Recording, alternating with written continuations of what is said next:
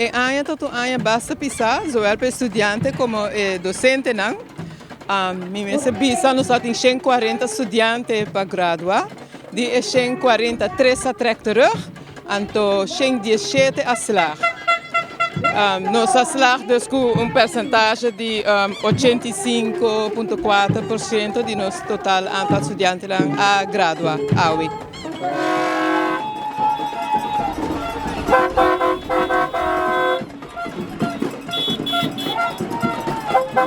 Seguro, não?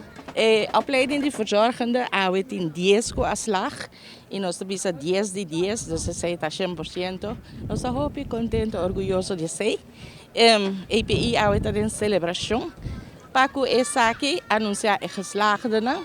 Para mim, bisa verzorgende opleiding tá nível 3, caminho estudiante aqui fazem teoretisch e na prática de diferentes gezondheidszorginstellingen e na logres aqui com êxito.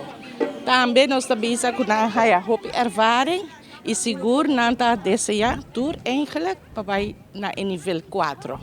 Na die ambition e na die eigenlijke kennis aan dus nós tá gunnen e nós tá seguindo. Eta passa aqui na mens na EPI. Nós tem nível 3 e nível 4 para MBO niveau e depois de zijn dan prosseguir para Holanda of den arbeidsmarkt Aruba. Pero nós somos orgulhosos de lang, seguro que sim.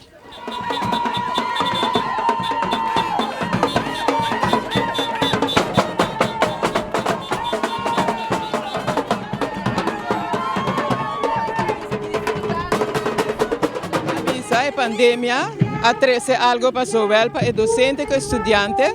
Nós trabalhamos zowel de casa como kinang. Estudante nang mita na escola, mita na casa. É algo novo, pero me messe bisa uiteindelijk para estudante nang kutata dengan examenjaar. É toch se me wakker resultado nang bom.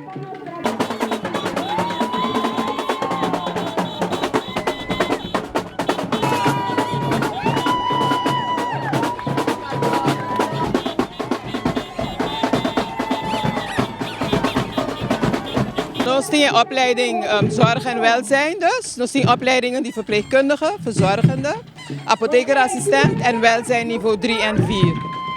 Então, aqui is slaging tá bom. Ik quero agradecer tourpersonal que dona dinang banda para todos os estudantes chegar e graduar aia. Que tá sina estranho em aia 2020-21 schooljaar. Dank.